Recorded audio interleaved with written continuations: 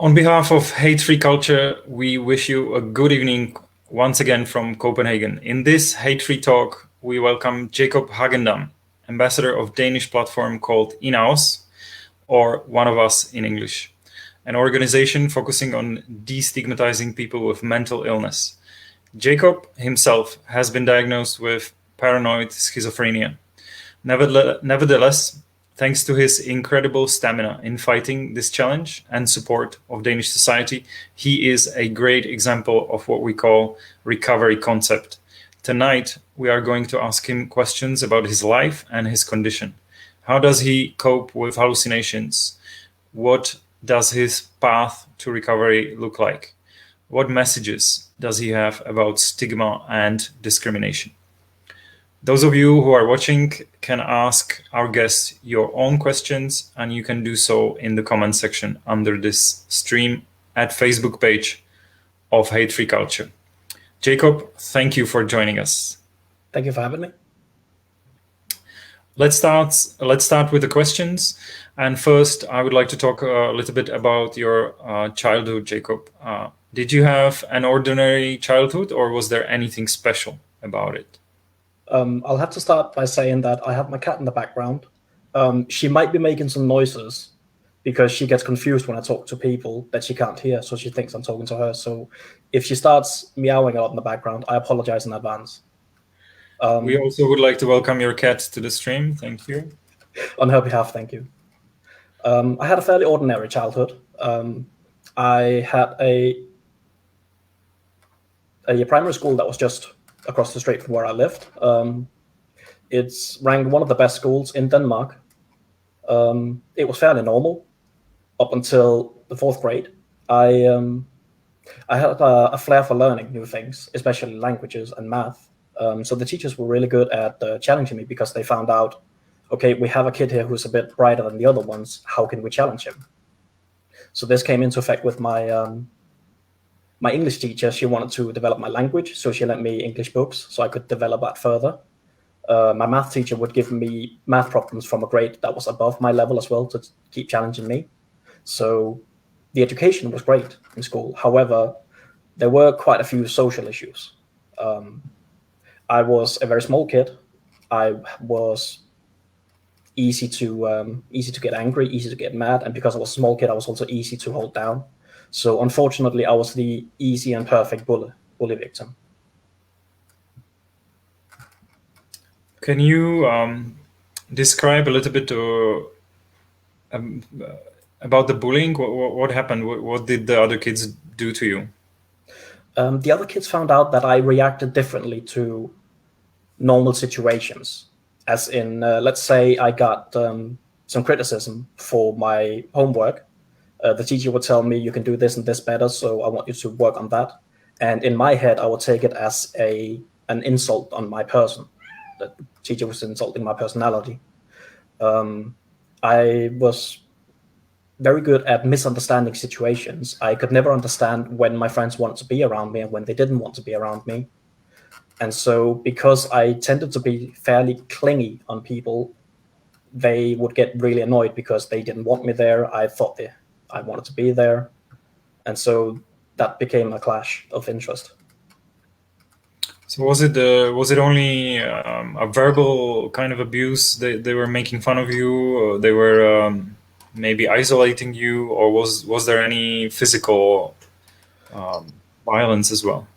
Unfortunately, it was very physical. Like I said, I was a very small kid who was easy to hold down, and I was easy to get pushed around. I was the easy victim because they'd be 10 people surrounding me. I don't remember much from what happened at school, but I've been told from my family that I've come home with bruise marks. There was a situation where I came home with an invitation to a birthday in my hand, but I was crying. And my mom couldn't understand why I was crying, and it was because I told her I found the invitation in the trash can. So if we can sum it up, it seems like you were completely able to do well in school in regards to intelligence and learning skills. You were doing well, especially in math, languages, but you didn't like school very much. Were you because of the social issues? Were you even maybe afraid to go to school because of that? Yes, I'd developed a stomach pain because I got so afraid of not going out to school to get taught, but to be around the people in my class, because I knew as soon as the lecture is over and we have some spare time, I'm going to be the victim again. I'm going to be beat around or pushed around or something. So I enjoyed school for the teaching. I hated it for the social aspect because I didn't fit in. Denmark is usually considered a very advanced nation, and that, of course, is also when we speak about education and education system. So how is it possible, you think, that teachers actually did not notice that you were bullied and did not help you? I think it was because I was the only victim in my class. I was the one kid saying there is a problem, and we have 20 other kids that say, no, there's no problem at all, everything's fine. And so the teachers came to these conclusions saying, okay, it must be that kid who is the problem. Okay. We're talking only about elementary school, or did the bullying continue also through high school as well? It's the funny thing about it, because when I graduated from primary school and went on to, we call it the gymnasium, which is sort of a stage between high school and college, the new class that I got put in had 16 out of 24 people in that class were people I'd gone to school with before. So I just expected, okay, here we go again. It's going to be all over. But for some reason, at this point, we'd turned 15, 16 years old. We'd gone from primary school to the new place. And all of a sudden, I was welcomed. I was not the annoying kid no one wanted to be around. All of a sudden, I was a part of the society, so to speak. I was part of the social circles in the class, and I couldn't understand why. So is it it's because also the kids were becoming adults and they realized that it's wrong to bully you? I think so, yeah. In fact, I also noticed that at one of the first school parties we had just for my class, we'd meet a friend that I went to school with before in primary school. I'd had a chat with him and about 5 others that I also went to primary school with, and we'd talk a little bit about where I went to school and what they were doing. And one of the people who stands out, even though he was drunk, he said that he was sorry, genuinely sorry for what he had put me through. He knew that it was wrong, and he couldn't take it anymore. So he just wanted to apologize. And I really respect him for saying that. And how do you feel now when you think about your childhood? Do you think it had some kind of effect on your mental health? I think it does. I am not that confident in myself. My self-esteem is very low. I don't really like my looks because that's another thing I got bullied with. My sense of clothing, the way I behave, the way I talk, the things I liked, the things I disliked. I've come to accept that you can't please everyone. And so I'm fine with the things that I like.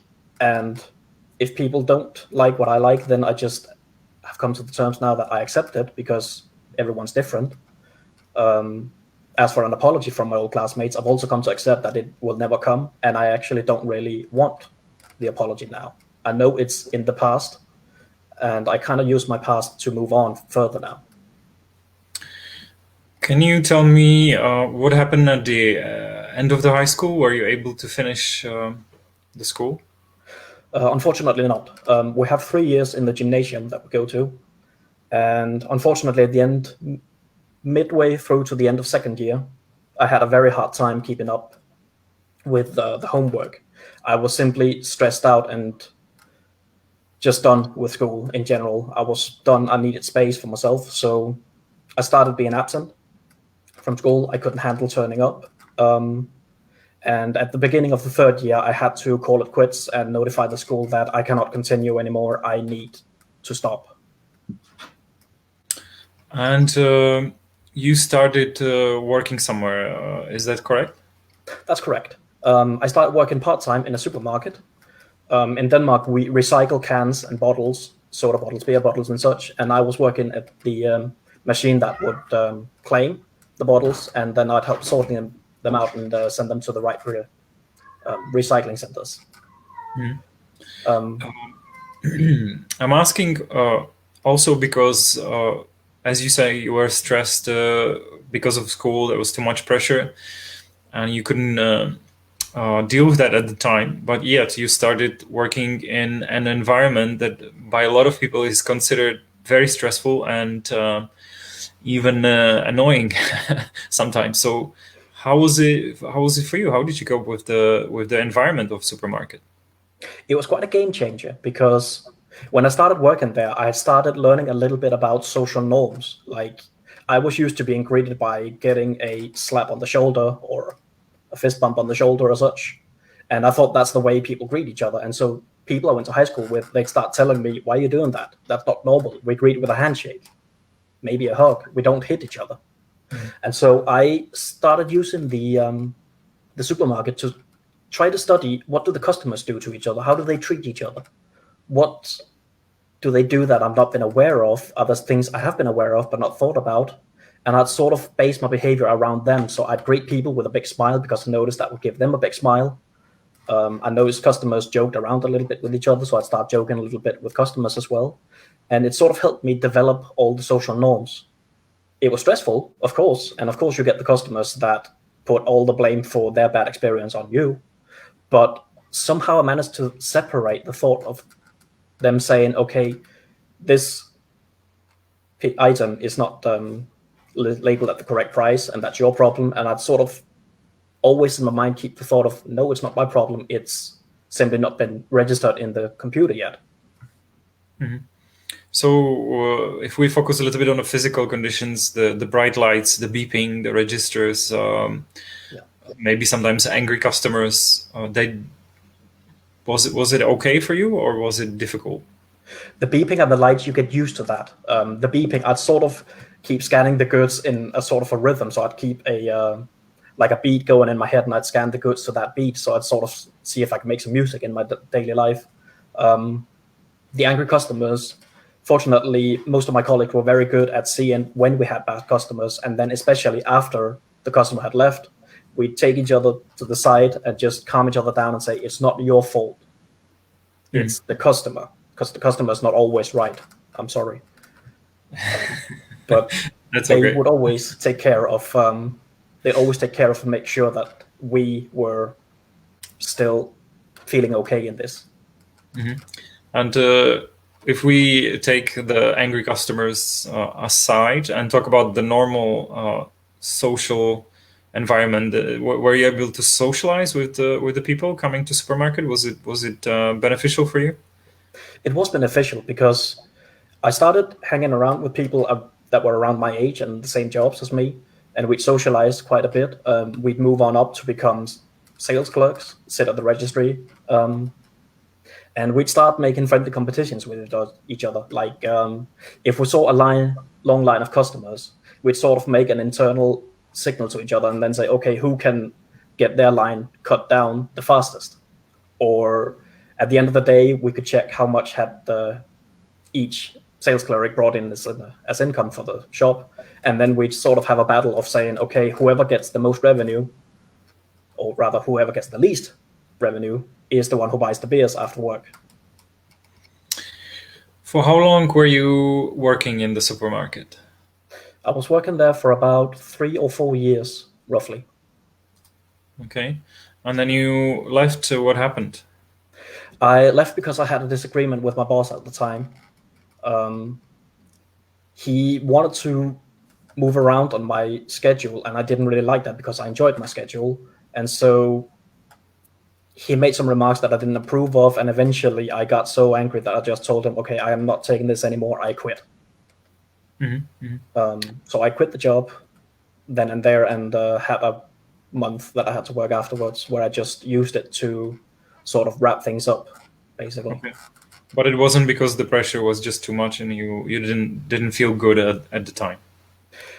I noticed later that I didn't feel good at the time, but I couldn't register it because it became part of my daily routine to be stressed.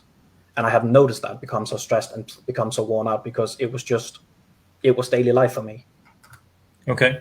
And then after you left supermarket, if I understand it correctly, after some time you were diagnosed. Can you tell us how this happened?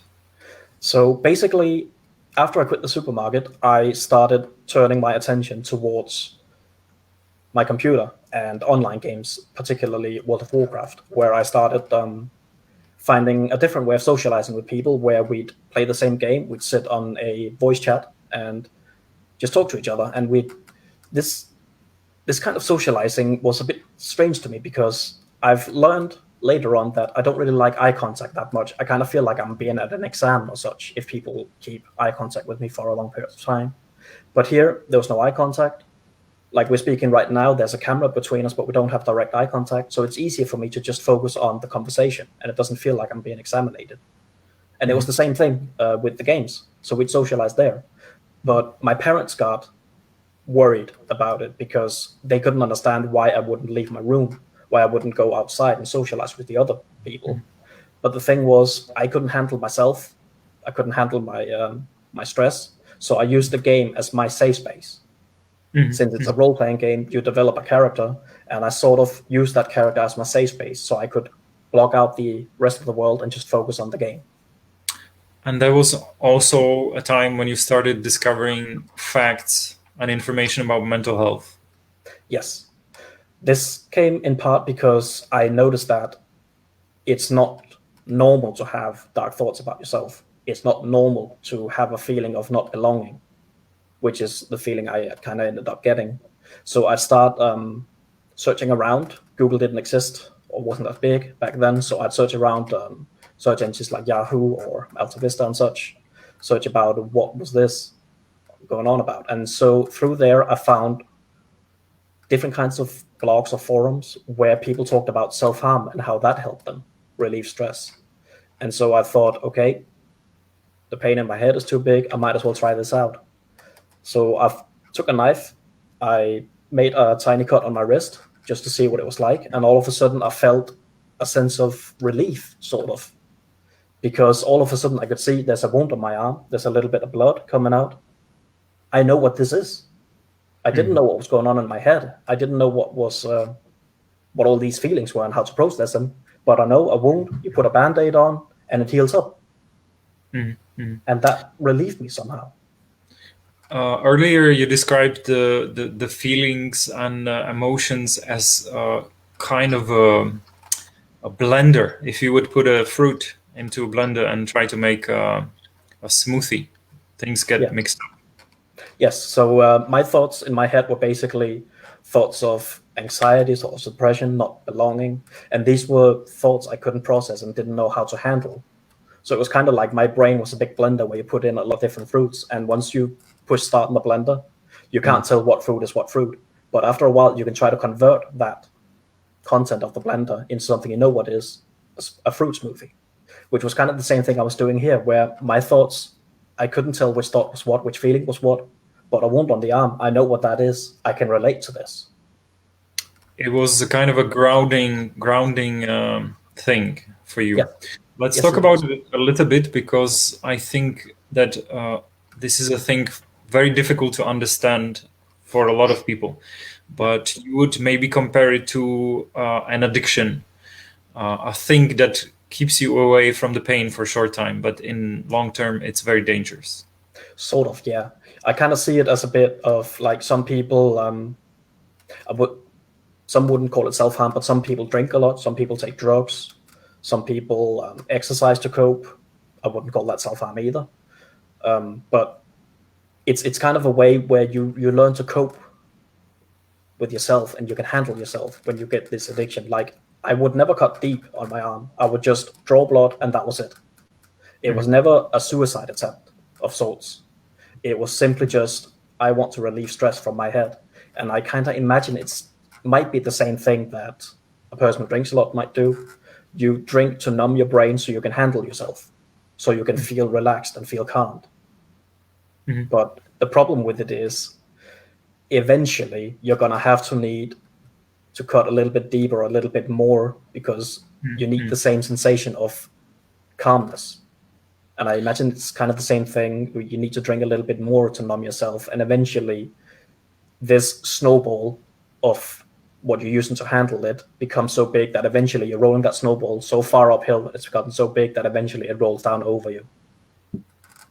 So just to stress it for the second time, for all people that are listening or watching, the self-harm is taking away attention for a short time. But in the long term, it definitely doesn't help. It doesn't lead anywhere. I wouldn't say it helps, no.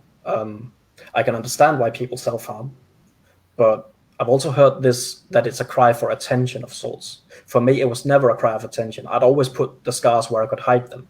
Either I'd wear a wristband like this one, or I'd put the scars on my shoulder so I could cover it with a t-shirt, because I didn't want people to ask me about those scars. Mm-hmm. Okay. And so you were discovering information, and you discovered that you have anxiety and depression. Did you do anything about it yourself? My parents did that for me, because my mom happened to walk in on me one day when I was sitting with a knife in my hand, drawing blood on my wrist. She instantly went over, took the knife away and said, "You need some professional help because we don't know what to do here." So she'd get me in contact with my own GP, my own doctor, and he would give me it was sort of looked like a quiz where you'd get a lot of questions like, do you sleep properly? How do you feel during the day? What do you eat during the day and such? And you'd answer from 1 to 5, on where 1 would be, I don't agree with this at all, and 5 being, I can relate to this completely.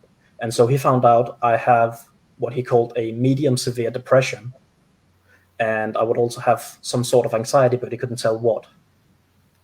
Mm-hmm. So actually, there was no quarrel with your parents. They were very supportive. They took you to the doctor straight away. And then the doctor maybe prescribed some antidepressants for you? Is that? He did. He used his knowledge, his general knowledge of depression, to prescribe me some medicine that he thought could numb out my feelings a little bit. Mm-hmm. And he would get me in contact with a psychiatrist as well, because he realized that his knowledge was fairly average for a doctor, but he needed a specialist. So he called in the psychiatrist, and I got to see the psychiatrist and talk a bit about what's going on here. Unfortunately, the psychiatrist I got was an advocate of the slogan that is, medicine is good, lots of medicine is very good. So he'd keep on upping my dosage. I'd get some side effects from it. He'd give me something to take away the side effects. I'd get side effects from that. He would give me something to take the side effects away from the side effects removal. And I just thought, okay, this is not helping at all. I asked to get a different psychiatrist. Mm-hmm. And they gave me a new one, who also discovered that I apparently didn't just have a depression and anxiety. She discovered that it has to be schizophrenia, because I started opening up a little bit and say, I hear voices in my head. I sometimes see things that aren't there, and I don't know what this all means. Mm-hmm. So eventually you were diagnosed, and it took some time, right? Was it months or years? It was years. Unfortunately, this process takes a long time if you make sure that the patient has enough time to work with. At the same time as I got diagnosed with the depression, I was also written up for a place to live where they'd have a specialized team living in the building with us, who could, first of all, help you with how to live in your own apartment, but they could also help you work out your mental issues. Mm-hmm.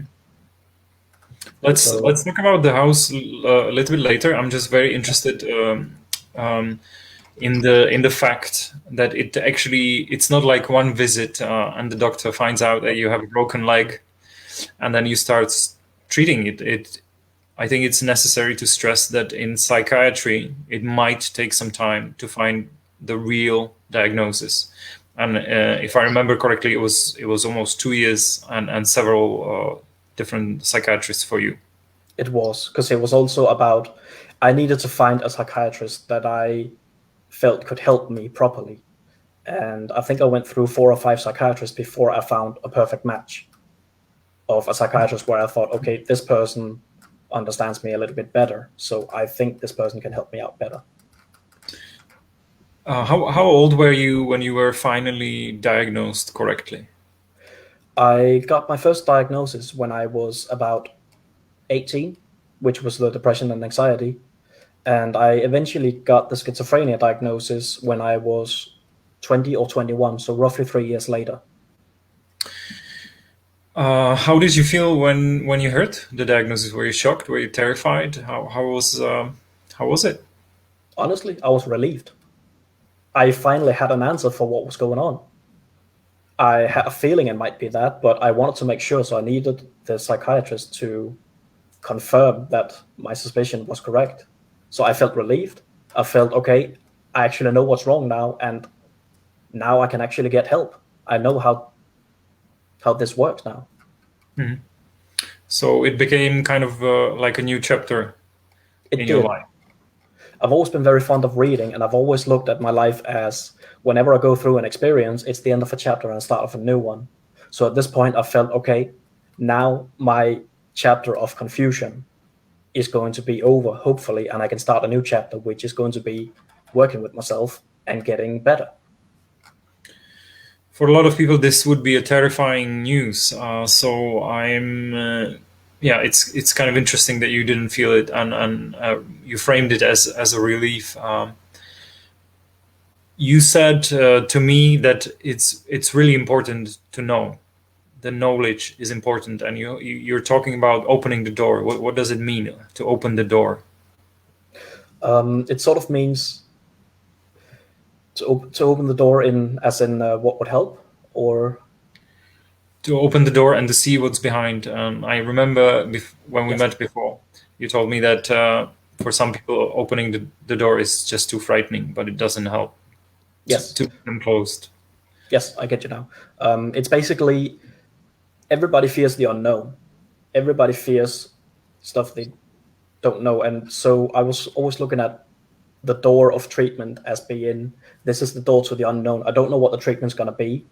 I just know that this door is the one that's going to make me go to the next part of my life. Some people would fear the unknown behind the door. I was excited because I was ready, I was willing, and I wanted to get better. That was a very important step as well. I wanted to get better. And I was always absolutely sure that I want to get better. I want to get back to how my life were. I want to be back at a normal life again. Mm-hmm. I'm also aiming at the fact that you would probably then advise people to open the door, even if they're a little bit scared or even terrified, but to know is still better than to be terrified all the time. And I would say so, yeah. At least it was for me, and I hope that it is like this for other people, because I feel it's better to know what's on the other side of the door so you know what you're dealing with, rather than assuming and guessing, and eventually those assumptions and the guessing might be so big that you eventually fear opening the door at all. Mm-hmm. So I know that in my case, it was very helpful for me to open the door, see what's on the other side, and knowing what I have to work with.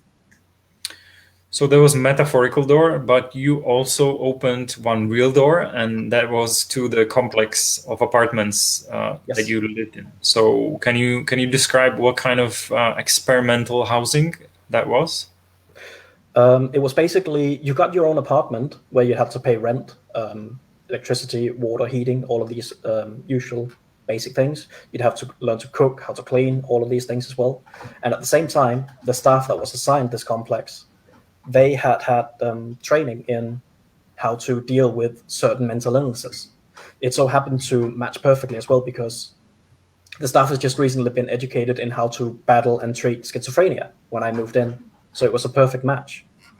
And so you'd get assigned a contact person at this place who would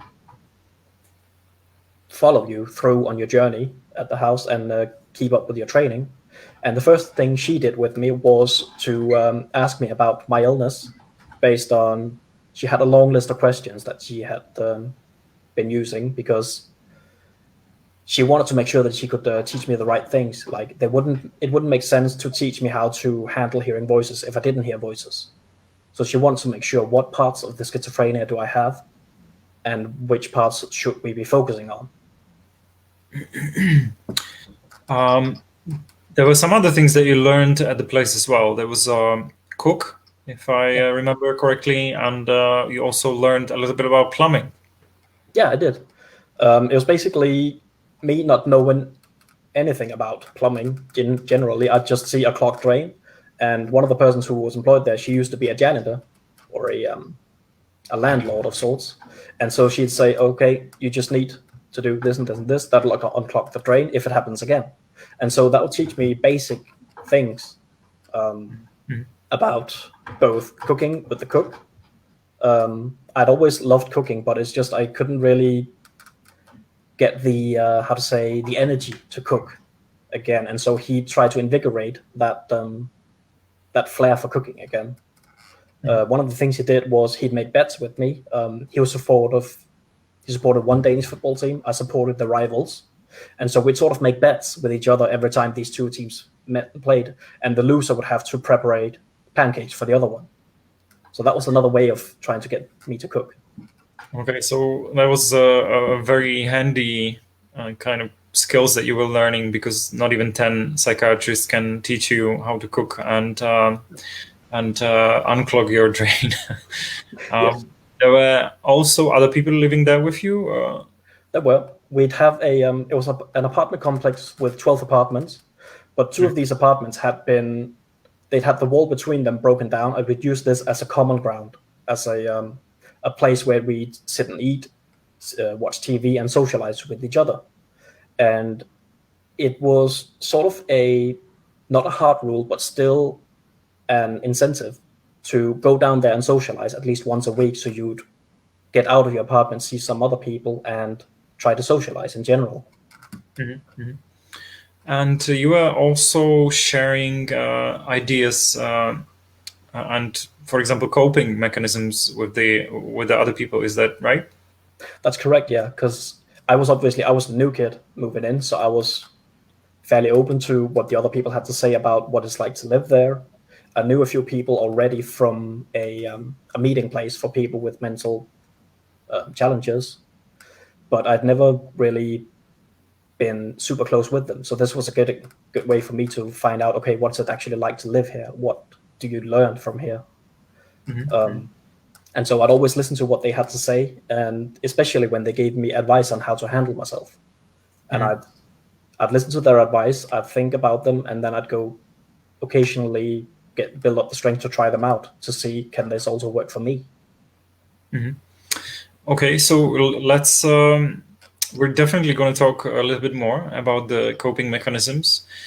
I would like to try to talk about the hallucinations first. You experience hallucinations, sound, visual. Can you try to describe to us what it actually is? Voices I hear are usually a voice that is right outside my ear, like someone's whispering in my ear or talking in my ear, sometimes even yelling. It feels like there's a person actually here right next to me, when in reality there isn't. The things I'd see as well, they felt so real that I thought they were there. It's the best example I can come with is everyone who's watching the stream right now. If I told you that you're not watching the stream, you're sitting at home and you're just staring into the air, you would probably all look at me thinking, what are you talking about? I'm watching the stream. This is happening. What is it you're trying to say here? But it's basically my reality was not the reality everyone else had. And I had to be shown that this is not what everyone else sees. I had to be shown that hard. So I'd describe some of the things that I saw and heard, and people would look at me and say, okay, that doesn't happen. This is going on inside your head. And so eventually I came up with an idea where I'd say, okay, whenever I experience these things, if there's people around me, I want to look at them and see how do they react. Like if I hear a clapping noise, do I see people turning around saying, where's that coming from? If I'd seeing a car crash as a hallucination, I would look around me to see how other people reacted. Because obviously if a car crash happens, people will usually rush over to help. But if people were just walking by oblivious to what happened and just not paying attention at all, then I'd know, okay, this is going on in my head. Those hallucinations that you see, can you try to describe to us what kind of feeling is it? Is there a variety? Does it look like a movie, or is it a very hard to grasp kind of a strange moment that takes half a second, or how it actually looks like? The best example I can come with was we have a medical helicopter, I should say, around the island where I live. And by coincidence, when I was out for a walk with a friend, we walked past the place where the helicopter usually lands, and it just so happened it landed there.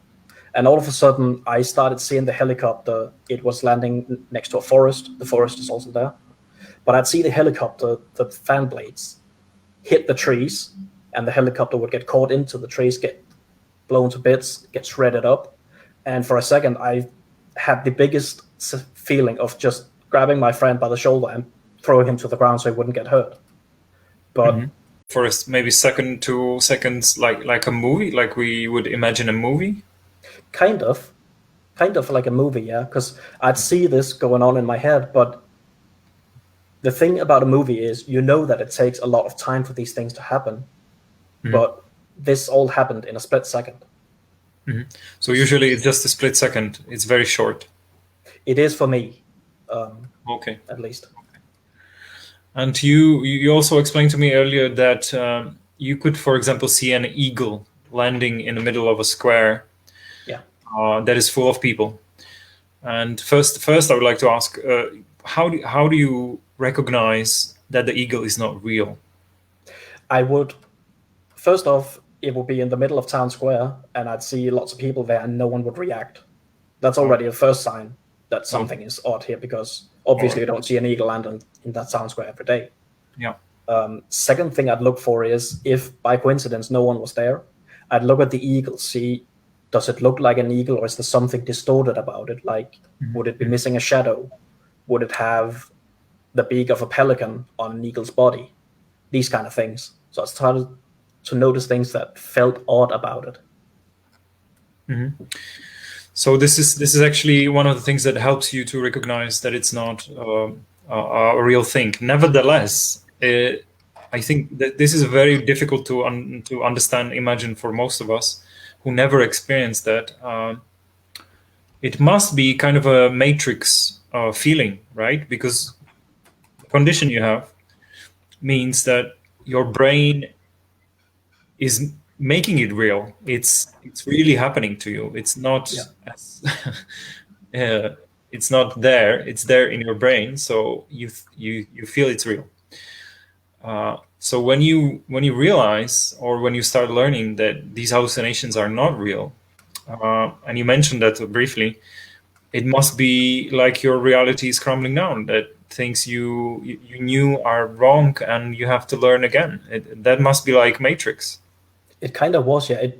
It made me feel, if this part of my life and my upbringing and my everyday is not real, what is exactly real then? What is not real? What has actually happened? What hasn't happened? It raised so many questions. And I've sort of learned now that whenever I start feeling these things of, is this real? Is this not real? If I'm with someone, I will ask them, is this happening to you as well? Do you see this as well? And I'd always be asking questions about this to get confirmation on, is this real? Is this not real? So in the beginning, was it really difficult? Were you very confused, or?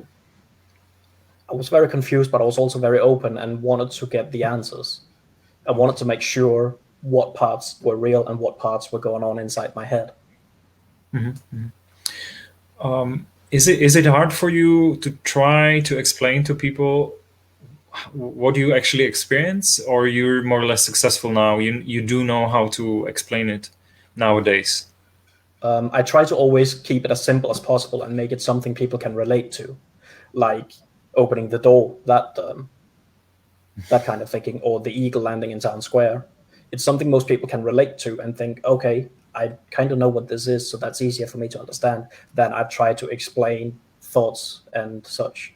I feel it's easier to explain something if you can relate to something, because then you have that association, you know what this is. So, okay, if I take this eagle thing, that's something I can understand. So maybe next time when I see an eagle, I'll start noticing the same things. Does it look like an eagle? Does it have a shadow? These kind of things. I think maybe people would be also interested in how much time do you actually experience this? Is it very often or is it very rare? Nowadays, it's very rare. I take some medication that sort of blocks out those receptions in my brain. It's sort of numbs down my brain a little bit.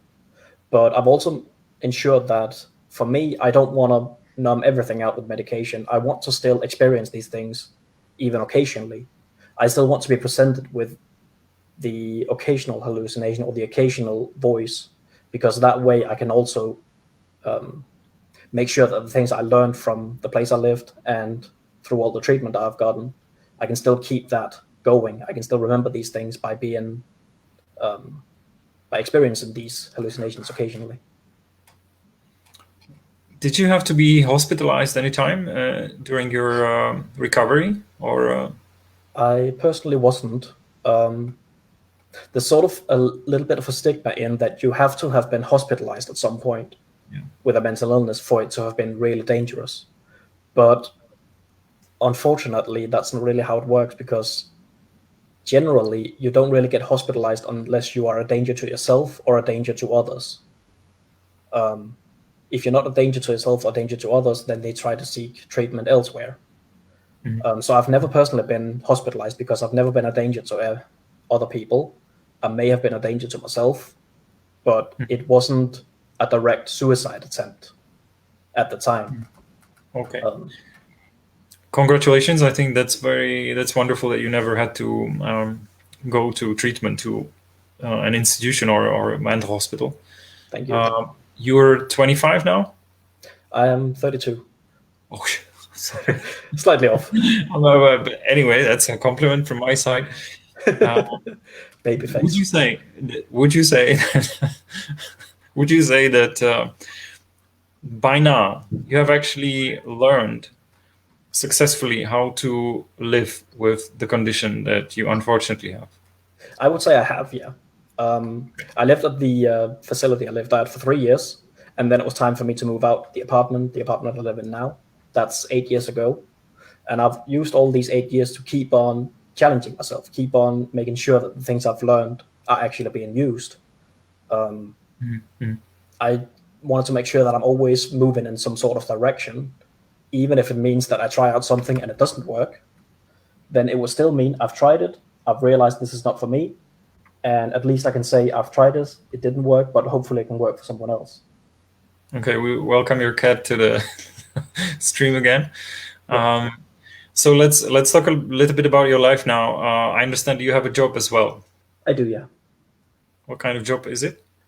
I work at a warehouse for a print and promotion company, where we basically handle physical goods for our customers, like clothes, branded mugs, branded posters, basically anything that could have some sort of promotional material on it, or be some sort of good that this company would be selling.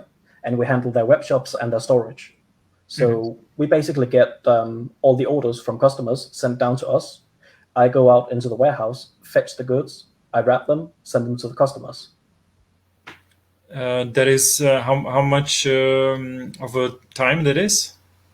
I work part-time. I work currently it's 6 hours a week because of these extraordinary times we're in. Normally I would be working 8 hours a week. 8 hours a week, that is one day, basically. What would you say you expect from your colleagues? What kind of treatment? What kind of environment do you need to keep working? Here's the best thing about it. When I got into the job interview with my boss, he, of course, was interested in hearing about my past. He, of course, wanted to know, okay, last time you had a job was about 11 years ago. What happened at that time? And when I told him I'd been in treatment, I'd been working with myself, he was very interested in finding out, okay, so you actually know your strength, you know what you can do, and you know how to work with yourself. That's very interesting. I kind of like that. And so my boss, he was looking at all the possibilities instead of limitations. Because normally I think if you tell a potential employer that you have certain limits, they would see the limits instead of seeing, okay, we know there's limits here, but those limits if we put this person in a situation where those limits won't hamper them as much, how can we get possibilities here? And that's something my boss is really good at.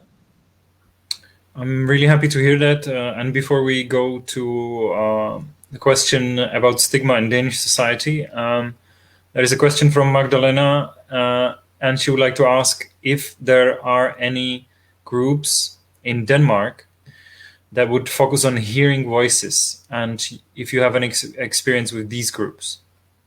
I know these groups exist. Unfortunately, I'm not good with group therapy, because unfortunately my experience with group therapy at the time was who's feeling the worst today.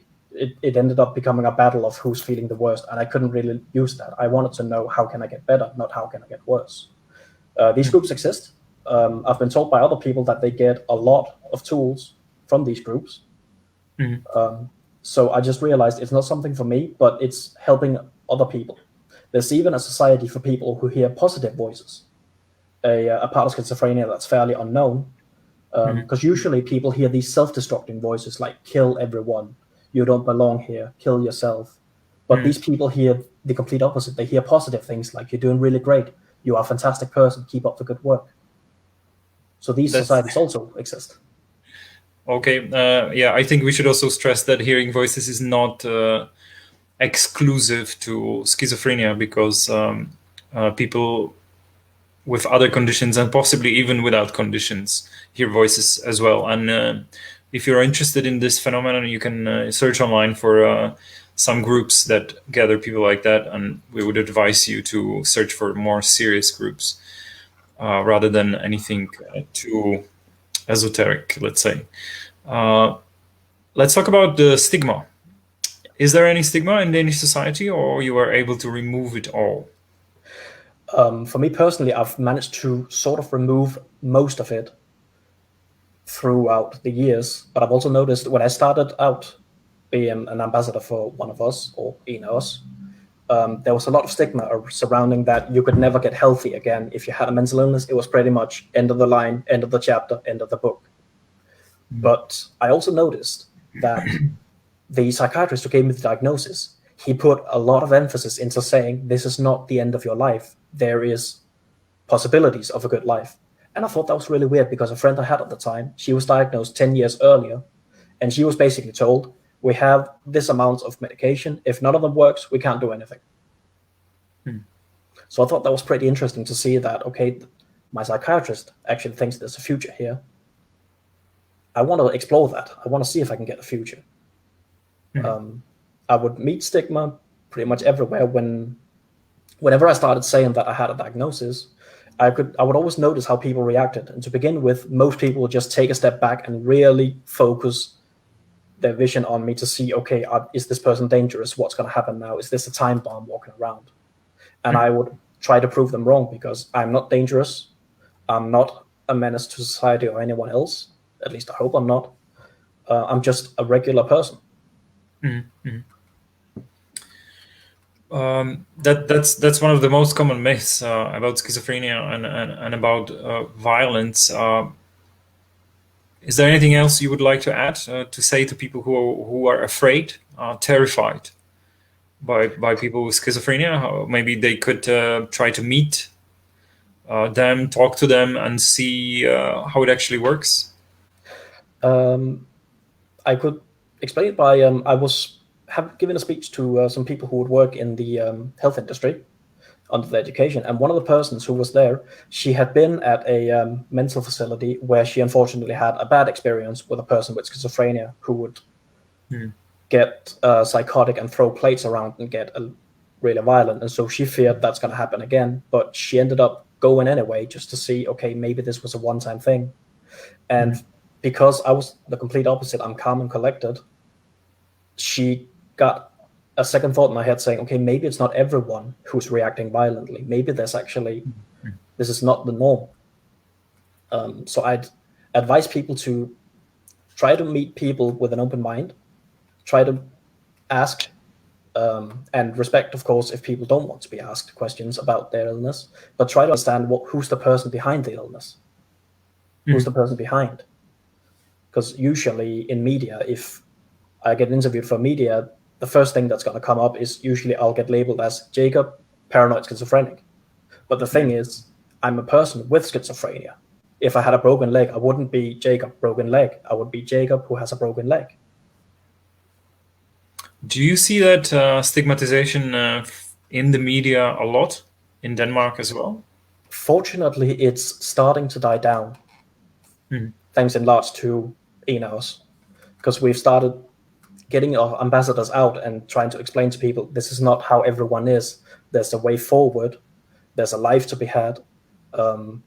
We try to tell people that everyone is not as dangerous as some medias might want to make us. We're just regular people who want to be treated like regular people. We want to have a daily life. We maybe want to get back to work. We just want to be respected, basically. We have now mentioned Enos or one of us several times. Can you maybe describe the organization a little bit, and also how does it work with the ambassadors? Who are they? Basically, Enos, one of us, is an organization who tries to destigmatize and remove all the doubts and the silence about mental illness. We want to make sure that it becomes not as dangerous as it could be. We want it to get out there. So we talk more about how are people doing mentally and try to include everyone. The us in one of us is society, and we're all part of society. So we want to make sure that everyone is included. And if I remember correctly, the ambassadors are very well trained. Is that true? That is true. It varies from region to region in Denmark how you get recruited, but generally it's a person who has had or has some sort of a mental illness, or is a relative to someone with a mental illness, and then we get asked to go out to teach people in the health industry, maybe have a public reading someplace about mental illness and try to explain how it is, how it feels to have a mental illness, and most importantly, try to encourage other people to want to take on the battle and try to beat their mental illness. How did you actually learn to be so open about your life and exposing a quite private thing to public, to the audience now in more countries even? Was it a difficult process, or you find it too important that you overcome your anxiety about, I don't know, speaking to media, let's say? I have always been very open about my situation. I always want to explain things as they are. I don't want to sugarcoat.